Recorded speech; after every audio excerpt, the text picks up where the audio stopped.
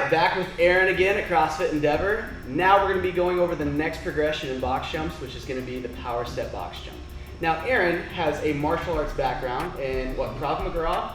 Krav Maga, Brazilian Jiu-Jitsu, a bunch of other fun things. Yes, so he gets, he dabbles just a little bit. He gets how the hips need to work, and this next position is going to be very natural for him as coming from that martial arts background. He understands what position he needs to be in, whether he's punching, kicking, throwing, or otherwise. So one of the first things I'm going to have him do is I'm going to have him set up in front of this box. And then what we're going to do is right now he's in a power position.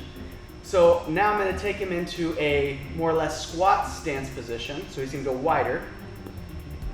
Now I'm going to have him go a little bit further with that, and we're going to go almost sumo, so right about there. Now I also call this being in the saddle. Right on top of the horse. This is what we want to do. Now, with a power step box jump, we don't want to actually just drop back and then step forward. This isn't going to get us a lot of power. But what we are going to do is stance up. And when he stances up, there we go. He's going to put that chest out away from the box. His front toe is going to be slightly angled. What I like to do is say to point to the back corner, the kitty corner of the box.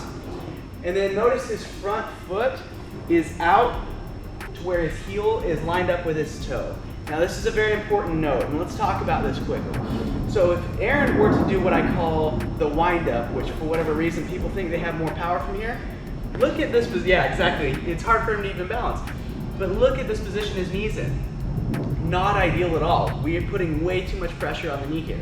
So he wants to make sure that that heel is more or less lined up with that front toe, so you can draw a straight line from there to there, so shortest distance of travel, still allowing for that hip torque as he turns into it. Now, the next thing to note, our carry through is going to be at our toe. We want to make sure that he's pivoting on his toe, right, and not his heel.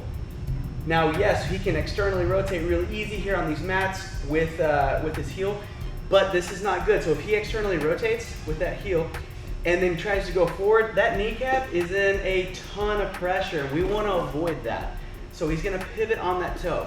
Now, the next thing, everything's staying the same when it comes to the box jump. All we're doing is adding more musculature, or more or less, adding in the step, right? So when he steps forward, what I want him to do exactly is pretend like this is a hallway, a doorway, and he's the door, and he's going to shut the door so that when he comes in, he sets up, feet back under hips, and guess where is he at? All right, he's in the standing box jump position, exactly where we want him to be. So keep in mind that this movement is a step then jump. You're literally taking a step into a standing box jump.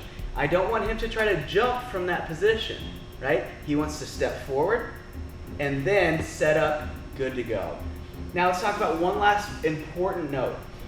His arms, right? So those arms follow the hips. One thing we want to be aware of is when we're in this, what I call being on the horse position, that saddle position, getting ready to go, we want our arms down to our side. As we step into it, the arms cock back and follow our hips as we come through. You want to avoid doing this capoeira stuff as you're getting ready to go. None of that, no capoeira today, okay? So when he steps forward, he's going to put those arms back. He's in that both bent knee position, right on top of that horse.